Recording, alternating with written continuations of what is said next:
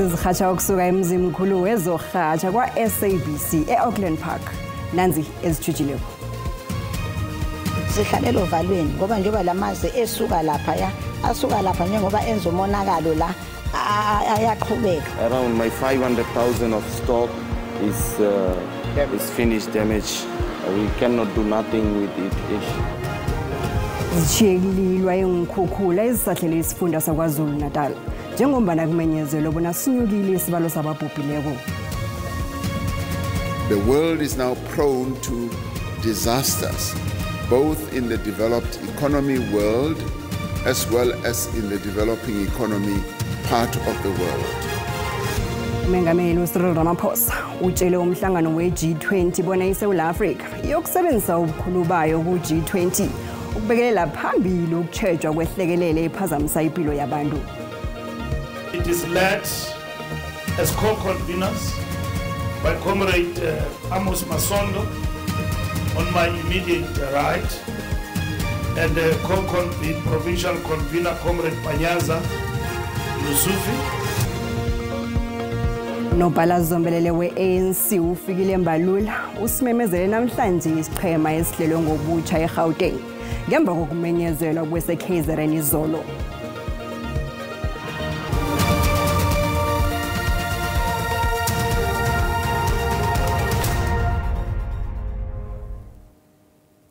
Emakhaya ngamakhaya siyalotshisa begodwa siyakwamukela kezantambama nje zesiNdebele ku-SABC 1. Akwande.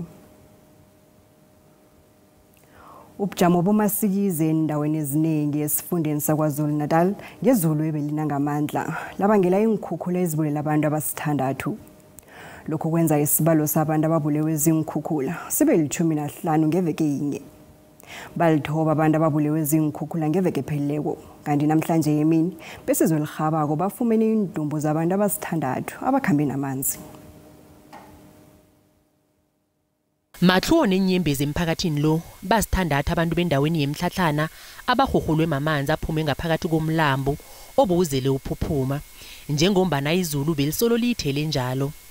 Untomkhona Mhlongo usinde ekufeni kilibanga amatluwo. Uhlathulula isehlakalo esiyibanga amatluwesi ngesikhathi unina weminyaka ema-60 ubudala nomntwana kamakhelwana bazakuhulwa zingukhukhula. Sihlalela ovalweni ngoba njengoba lamazwe esuka lapha njengoba enza umonakalo la ayaqhubeka njengalapha nje wadinga isho nje nalapha kumina angenile. Amanzi nje asuke ehla nje ngomgwaqo njalo kusho ukuthi ehla esethuthuleke eduduleka aza lapha thola khona indawo abese yangena. Isichema sabahlanguli besaraka nokufunana nabanye abantu abasindileko obusuku bonke. Mindeni 280 efuduswele endaweni zesikhatshana. Namhlanje kuseni indumbu zalabo abalahlekileko zihuhulwe lizulu elwandle elisesewula yedrobheli. Izulu elibange onganabono umonakala emabhizinisini nakumthangalasisekelo kwabe kwagcina kukhamba negezi. Isithabathaba sentolo esiphithizela ke edrobheni lemlazi naso singenelwe mamanzi. Ngikho besivaliwe nje namhlanje. Abosomabhizinisi bePort Shepstone bathi umonakalo wezulweli ungabalelwa emalini engaphasi kwesigidi kanti nendlela ezikule edrobheneli bezizela amanzi. Around my 500,000 of stock is finished damage. We cannot do nothing with it. That because of if they clear the river mouth over there, the water could flow easily to the sea. Akusinge kokuthoma isifundisi sisahlela ihlekelele efana nale eminyakeni emibala edluleko. Nakusenjalo uphendukile umthandazo womndeni wakwaMhlongo njengombana sitholakele isidumbu selunga lomndeni. Nanyana balitholile nje ilunga lomndeni kodwana ihlekelele efana nale angekhe isuke emsinyane enhlizweni zabo. Indaba nazisenjalo inkhulu zomnyango wombuso ohlanganyela ubuholi bendabuko nezokuhlaliswa kwabantu kwaZulu Natal bathi bazokwenza ngakho konke kusemandleni ukufumana indumbu ezilahleke esehlakalweni sengikhukhula. Usomkhandlu omnyango lo kwaZulu Natal uthola sizwe ebuthelezi uthi imndeni elobe amakhaya kufuze ichithiswe msinye eLamontville kodwa sesifunyene isisombululo sasafuthi. Ingikhule kubalwa kizo nomeyara weThekwini uCyril Qaba bavakatshela endaweni evelelwe ihlekelele le bebaqinisekisa nokuthi ngikhukhula zikabangelwa amadrain adindelwe ezinzibi. Isichema sabahlanguli sisebenza ubusuku nemini ngethemba lokufumana abasindileko. But we are here to offer support, and we will ensure that we do all in our power to try and recover the one body that has not been found from the Gcabashe family. Uqaba uthembisa imndeni abongazimba ukuthi izokuthola lonke isekelo. Umengameli uCyril Ramaphosa utshele abongqongqotshi nengikhulu ezijeje zemali ukuthi kufanele kuhlanganiswe inhloko kuthathwe namagadango ngehlangothini lokwakha ngobutsha umnotho oqinileko onamandla nolinganako. uRamaphosa uveze lokhu nakuvulwa umhlangano we-G20 eKapa. Cyril Ramaphosa uthi ngelixesha uMzantsi Afrika wongamele amazwe e-G20 uza kugxila kwiintlekele esithi ziquqa zibuyelela zisenza umonakalo zichaphazela uqoqosho nempilo yabantu itshabalale. The world is now prone to disasters, both in the developed economy world as well as in the developing economy part of the world. The increasing rate of climate-induced natural disasters is disproportionately affecting countries that can least afford the costs of recovery and rebuilding. Uthi enye into ephambili abazakujongana nayo zizimbiwa ukuze kukhulu uqoqosho nophuhliso.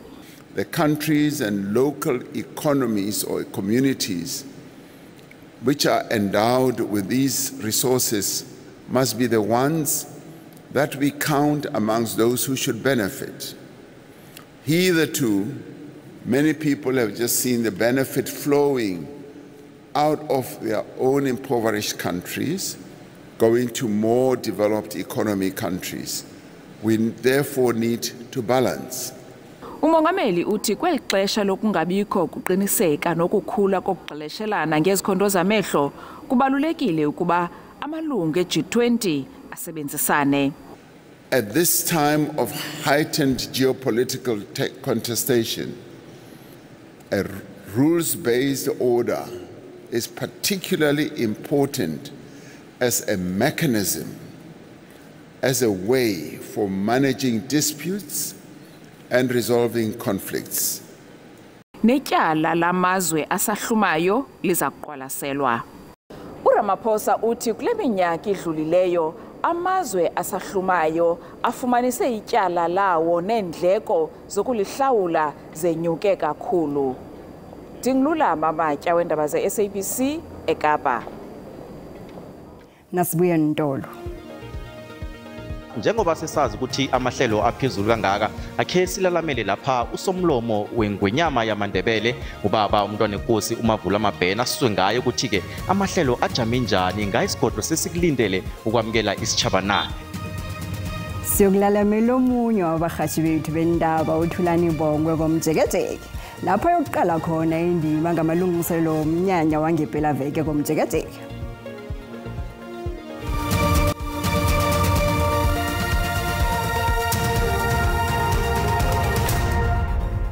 Zindaba ngesindebele esirhatshela zona bunqopho ku-SABC1 nazi kuphundile uyazifumana ku-YouTube, Facebook, SABC Plus, TikTok naku-X. I-ANC eGauteng ihlele ngobutsha ikomiti ephezulu yesifundisi.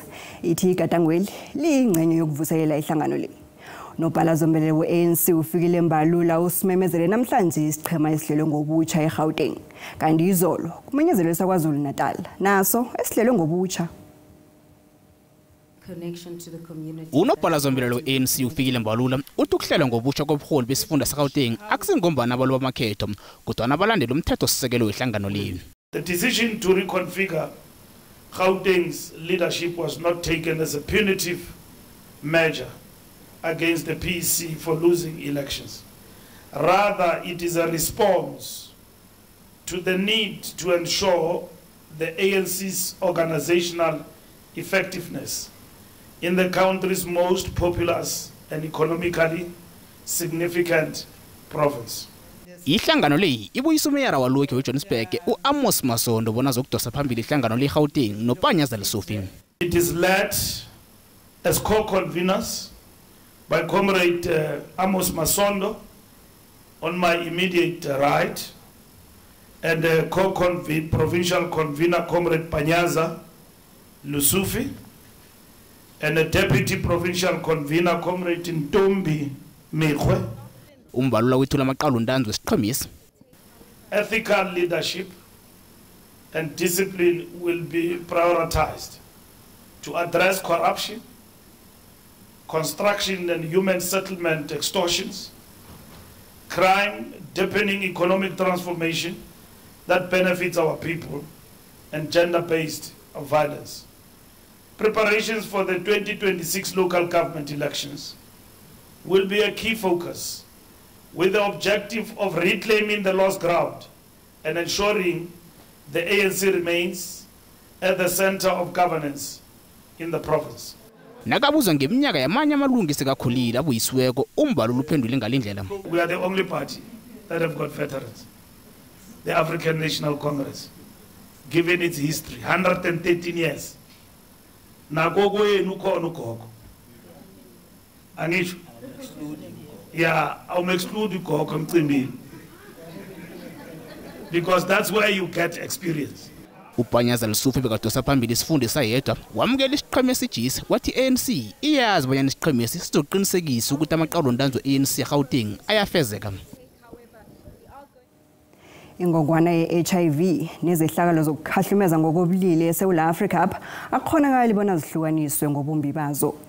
Lokho kunjengombana abantu bengubo nabendazinyana abasesengaphasi kweminyaka yobudala ngibo abathwala ubudisi khulu.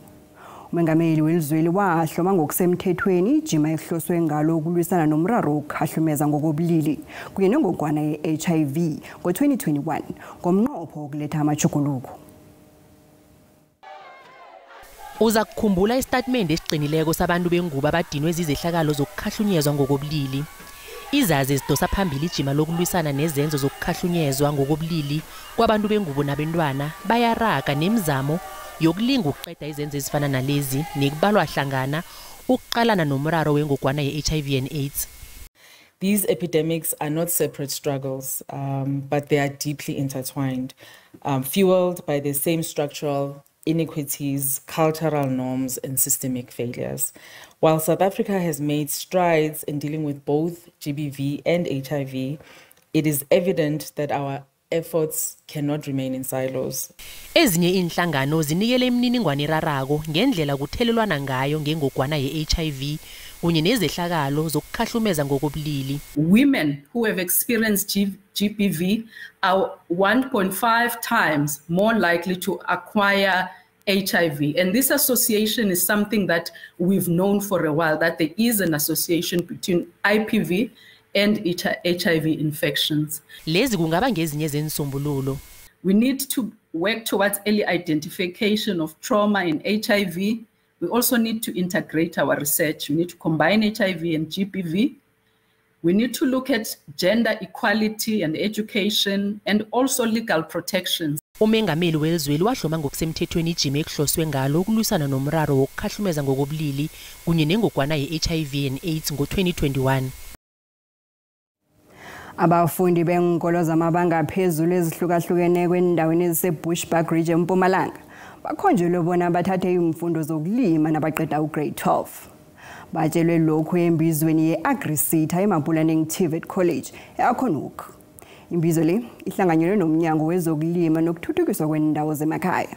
I-AgriSeta ithi bahloga ukungezelela isibalo sabafundi abafunda imfundo zokulima. Qinisekisa bona ukudla akuhlayeli. Abavela enkoloni ezihlukahlukeneko abahlangene lapha bazokumunya ilwazi ngomkhakha wezokulima. Abafundi abaningi bendawo ezisemakhaya bahloga ilwazi ngomkhakha lo. Embizeni le kubizwa ababelani abavela emazikweni ahlukahlukeneko afaka hlangana iSeta ebizokufundisa abafundi ngamabizela khona emkhakheni wezokulima. I-AgriSeta ithembisa ukunikela abafundi isekelo lezemali. There is no appetite of South African youth to take agriculture programs. And they call it not so good programs in their lives. Yet, we know agriculture is a driver of economy in the country. So with these efforts of coming and putting up footprints with the communities is really to create that appetite. Abafundi wakarekela amathuba khona emkhakheni wezokulima. ngokuzwisisa kwami ngithanda ukuthi agriculture isiza abantu abaningi because abanye bakwazi ukusebenza ngezandla abanye abakhona ukusebenza ngezandla but then basebenzisa mentality yabo. In South Africa, people who contribute in agriculture, they are white people, not black people. As black people, we underestimate agriculture, and agriculture is the most important thing in our life. Umnyango wezemfundo uthi ubona isidingo sokululubeza abafundi bona bathathe imfundo zokulima. There is this notion that important professions where people wear white shirts and tie, then they will consider you as educated. So they demoralize those who want to take agriculture because in the main, you wear overalls. And civil engineers or engineers, we wear overalls. So we want to promote them, we are promoting them at schools. And we want to have, in fact, about 71 agricultural schools. By so doing, each and every circuit in the province will have an agricultural school. I-Agriseta itijima lokudosa abafundi abaningi bona bajoyina umkhakha wezokulima lisazokuraga. Njenganje asiqala umbono wakho umbukeli.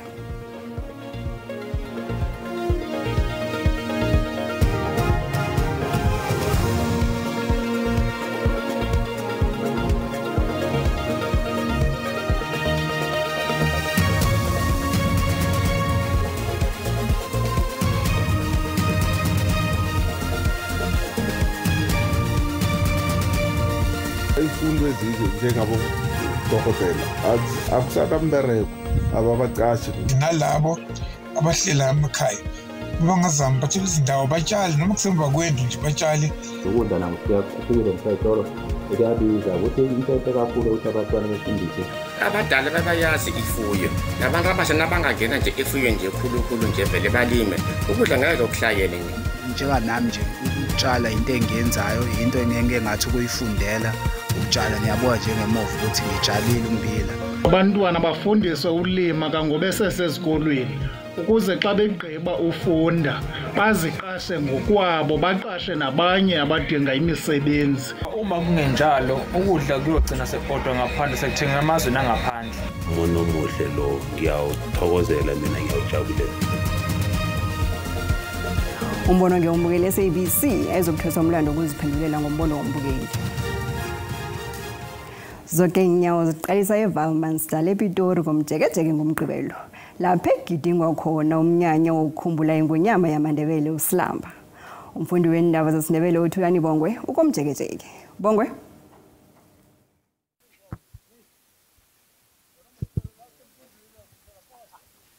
Ngiyathokoza Thandeka nangambala ufika kimi nje ngingehlagwini yePumalanga yePitori endaweni eyaziwa ukuthi kukomjekejeke kulapha ke isitshaba umnyaka nomnyaka haye sijekezele khona ngokuphuma kwegama elivela esigodlweni ngatsho ke ukuthi ke le indawo ehlala kuhle yesitshaba esakhamba siyemaye masicocoma njalo imango endaweni eyayifunwa bafiki indawo yabo khokhobayo le sesibalwa ingoriyana sibala kwamcingani bakhambe bacocoma njalo manengi kamakhosi ekhethu alele la ngibala ingonyama uSlamba esizengaye ke namkha esokuzanga ngaye ivekele ngomgcibelo ngabala ingonyama umbhedlengani wokthoma ubuti ngibale umntwana enkosi unyumba olibangeni begodi singaqinisekisa ukuthi ke nakukhulunywa ngengonyama uSlamba sikhona ke nesikolo ngakwamhlanga ngale iSlamba Secondary School esesithukwe ngaye kodwa na njengoba sesazi ukuthi amahlelo aphezulu kangaka akhe silalamele lapha usomlomo wengonyama yamaNdebele ubaba umntwana enkosi umavula amabhena asizwe ngayo ukuthi ke amahlelo ajame njani ngayisigodlo sesikulindele ukwamkela isitshaba na ndaba ezitha liphumelele mtshado isithokoze mhathi sikulojise silojise nababukeli ekhaya silojise indlovu enduna engwenyama esitshaba samaNdebele umakhosoke wesibili sithi bayede ngwenyama mhathi kunjalo kwamambala njengoba ubona simatasatasa silungiselela umgqibelo sijame ngomumo sesilungiselinde ilanga la ngomgqibelo la sizokwamukela khona abavakashi bengwenyama umnyanya lo ngendlela sowukhule ngakho so sezingeni leli siubiza ukuthi i-international event la sizobe sikhanjelwe inkosi ebuya ezweni laseZambia sibuye sibe nongqongqotshe ophethe zamakhosi nophethe zemhlaba upremier weGauteng newempumalanga sibalindele ukuthi bafike abomeyara ukubuya kumadorobho ngokuhlukahlukana robumasipala ngokuhlukahlukana sibalindele ukuthi babe khona emnyanyeni lo namanye amakhosi abuya kwezinye inchaba azobe khona emnyanyeni lo kuzosingatha indlovenduna. Thandeka namhlanje ngikomjekejeke endaweni yabo khokho bethu kinguthulani Bongwe ngithatha zonke intambo ngizibuyisele Auckland Park emzimkhulu weSABC. Sithokoze Bongwe kanti kezemali iranda lehleni lingazona ezinye imali ezikulu.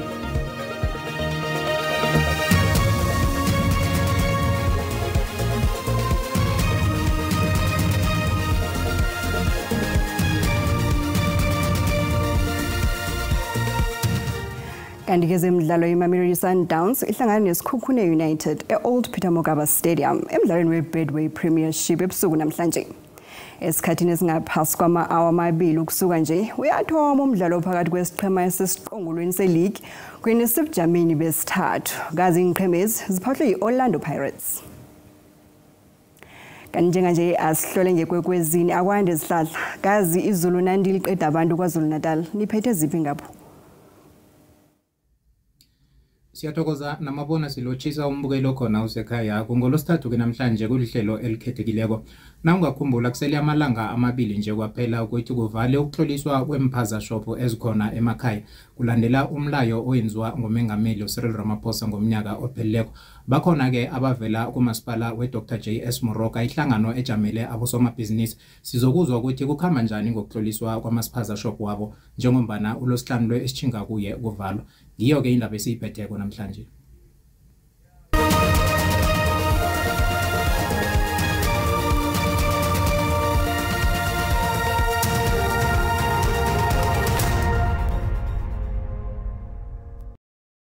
Sicalele ubujamo bezulu sibona lapha ke livalile ngaphange eKapa na uchinga lapha eGqeberha ulithola linamathutshana we30% athi ukugcina na ufika endaweni zalapha eEast London ufikela ngale boDurban nge60% ngapha boBloemfontein nakhona ke kodwa i30% emkhawulweni walapha ke eNorthern Cape nalapha eNorthwest silithola ke kodwa nge60%. Siyoqala ukuthi kusasa ngaanjani ke amathuba wezulu abuyele khulu endaweni zangaleke ngeFreystata nge60% na uqala kogodwa lapha ke kunekhonakalo yekungu gilezi indawo ezingapha ngeEastern Cape abantu bacheche bayelele ngapha ke ngeGauteng ulithole ke nge30% kuthi eGwini elingaleke ngePumalanga yenaga kubo KZN silithole nge30% nakhona ke kodwa sithole lapha ukuthi kungaba nekungu. Moya ke ose Cape Town silemukiso ke lesi esisitholeleko kwa South African Weather Services namhlanje singokuhla kanti ke ngale boDurban sithola lapha ke izulu elikhulu imjijo iduma kumbi gileza ndawo last khona likhona nge60% kubo Northern Cape nalapha kubo Mafikeng kanti ke nasithi siyacala imjijo iduma kumbi kodwa ngapha ngendaweni ezingapho ngeBloemfontein sizokusuduka kwazi ukubona ukuthi anjani ke amazinga wokuchisa ngobusuku banamhlanje si lapha eFreystata eBethlehem kumakhaza nge13 eJohannesburg nge16 ePitori nge17 ifuna ukuba makhazana nayo kancancazana ngale ke ngeKZN Durban nge20 Richards Bay nge22 Pietermaritzburg nge15 iCape Town ke yona sithola nge17 ngokuhlwa kwanamhlanje sibophalabura ke kusasa kuyachisa nge32 embombela nge30 na uqala lapha esifundeni seMpumalanga eErmelo nge26 kanti ke eUppington nge34 liyachisa hle esifundeni sange Northern Cape Cape Town iphole kamnandi nge25 kusasa neEast London nalapha ke eDurban nge27 iRichards Bay ifuthumele nge28 asibonane kodwa ngesikhathi esilandelako Dido